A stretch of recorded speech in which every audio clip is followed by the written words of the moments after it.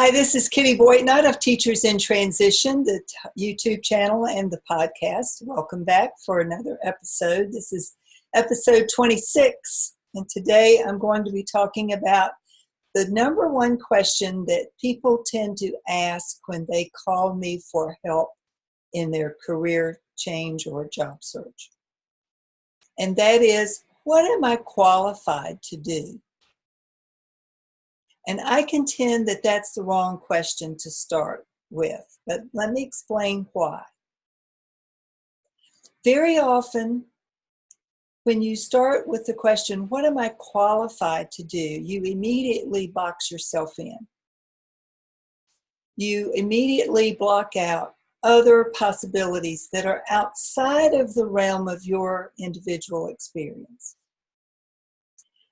And so I contend that the question you should start with is not what are you qualified to do, but what do you want to do? If you could have, be, or do anything in the world, forgetting for a moment practicalities and the how, what do you want to do? Now, surprisingly, or maybe not so surprisingly, only 2 people out of 100 have a ready answer for that. Think about that. 98 out of 100 people will go, that's a good question. I haven't really thought about that, because they've boxed themselves in already. So I encourage my clients, and I want to encourage you to consider not what you think you can get or what you might settle for when you think about your qualifications and your past experience, but what do you want to do? And why is it that you may be drawn to that particular kind of work? Is it something that you've wanted to do since you were young and you opted not to follow that particular path because you had other considerations like money or family, lack of money? Those things do tend to impact the decisions you make as you strike out on your career path. I've had one teacher in particular to tell me that she never wanted to be a teacher, but her parents forced her to major in education. Otherwise, they were going to refuse to fund her education. Isn't that interesting? Her mother was a teacher. Their thinking, in their defense, their thinking was that teaching is a dependable job. People always need teachers. The income is not great, but it's steady. The benefits are pretty good. Depending on where you live, the pension might be an attractive part of the package. But at the end of the day, if you're miserable in your job, no salary is worth that. No benefits package is worth that. No pension is worth staying with a job that you no longer care to be in. That's my opinion. Life's too short. So instead of focusing so much in the beginning on what are you qualified to do, I urge you to think about what is it that you would like to do. And make a list of the things that you enjoy doing in your current job. I'm sure there are some things that you enjoy doing. One teacher told me she particularly likes the lesson planning part. It's the implementation that she's not so crazy about. Some people love the whole idea of curriculum and designing curriculum. And there's an opening for that in certain places. So what is it that you currently enjoy about what you're doing? And what would you like to be doing more of?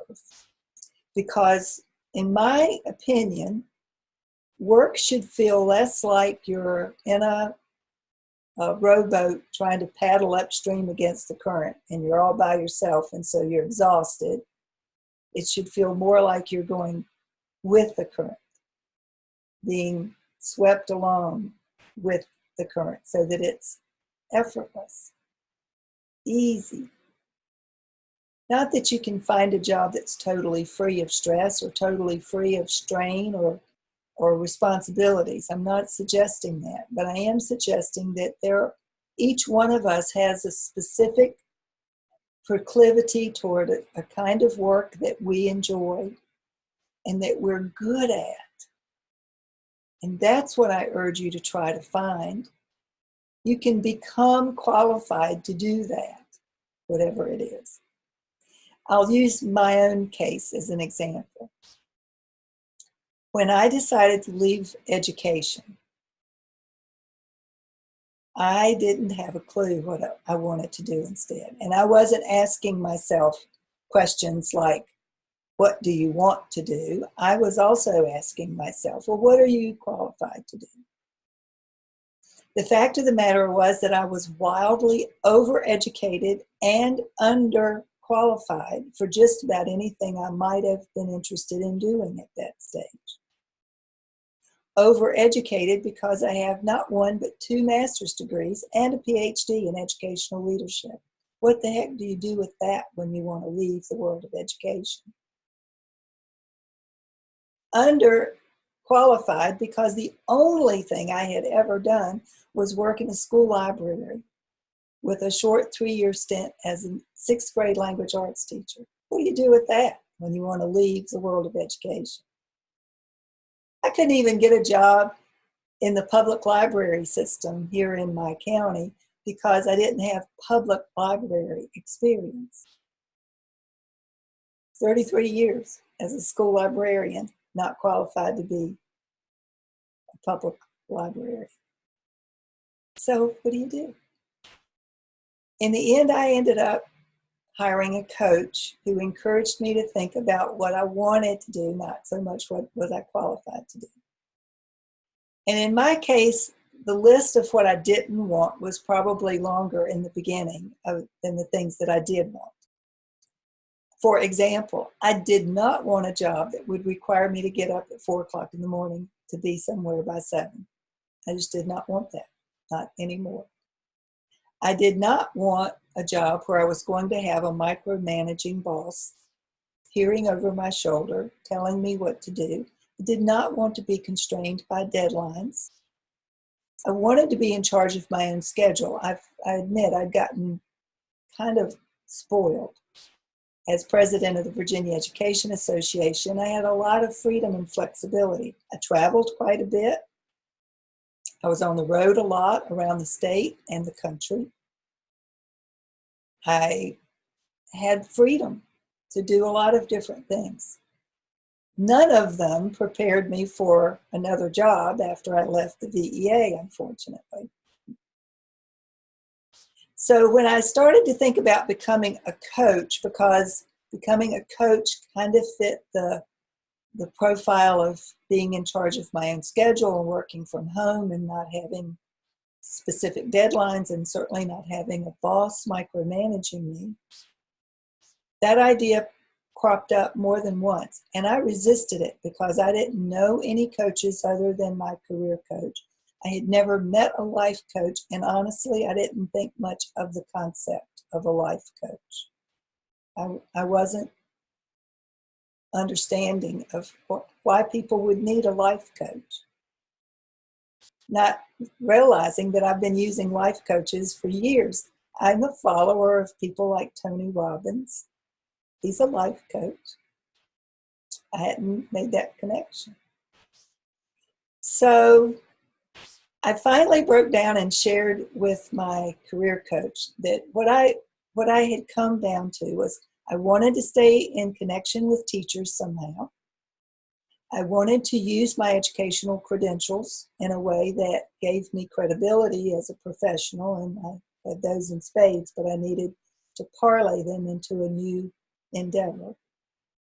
I also wanted to be able to incorporate the religious science ministries that I was studying and I was getting ready to graduate that year as a licensed minister with the Alliance for Spiritual Understanding and Global Religious Science Ministries. And I wanted to be able to use what I had learned in that study in some positive way. I wanted to stay in touch with teachers because I know teachers, I love teachers. I believe in what teachers do. I also know what a tough job it is. And I know that when it's time to leave, it's time to leave. But many teachers don't know how to make that transition. I certainly didn't, and without the help of my career coach, I'm not sure where I would have landed. But she gave me permission to explore the possibility. What she told me was if that idea of becoming a coach kept coming up for me as I did my meditation work, as I did my journaling, as I did my inner reflection work, that I needed to at least look into it and explore the possibility. Do you know that within the week of her telling me that, I met a life coach in person, someone who'd been doing that work for 7 years? My first question to her was, is it a real job? And she said, oh, yes. She had clients, thriving practice. And oh, by the way, there were other coaches in Richmond that met once a month for lunch in professional development. Who knew? A whole new world opened up for me once I looked into the possibility. So I became certified as a life strategies and stress management coach. A year later, I had an opportunity to take training with the career coach that had helped me. She was offering a 6-week training program in her methodology of job training, or job career transition and strategies, search strategies. And I took that training, and then I had an opportunity to work with her and her company for 14 months before I went solo 5 years ago. 5 years ago this month, as a matter of fact. So, no, actually, I take that back. It's 4 years. 4 years ago this month, 2015. The point of all of that is that you can decide what you want to do and then become qualified. Now, it's not an overnight process. It takes time. You may have to stay with your current job while you get yourself prepared for your next endeavor. That's okay.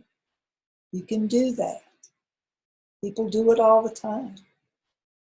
Do you have to go back to school for a whole new degree? No. Figure out what it is that you want to do first, and then figure out what you have to do to make that happen. I compare it to, you would never book your airfare and hotel before you figured out where you were going on vacation, would you? I certainly hope not.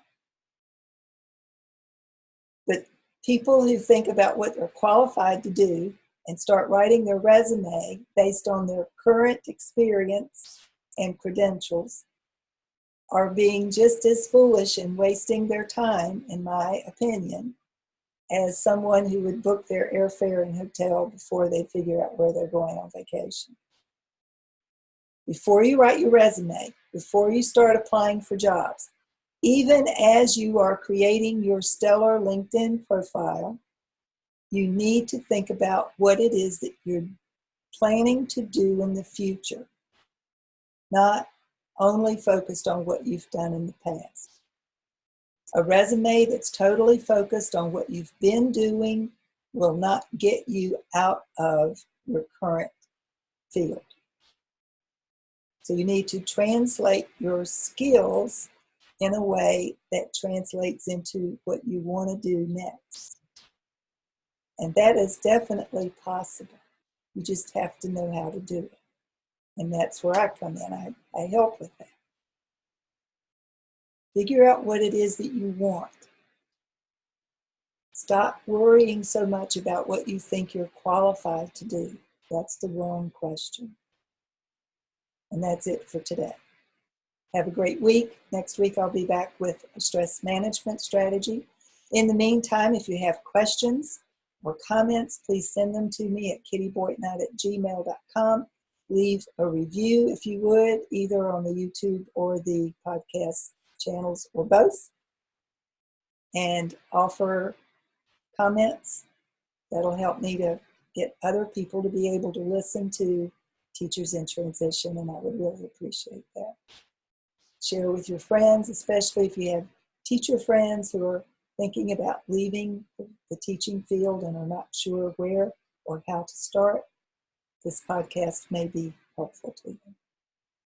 If nothing else, it may help them with their stress, because I talk about stress too. So have a great week. See you next week.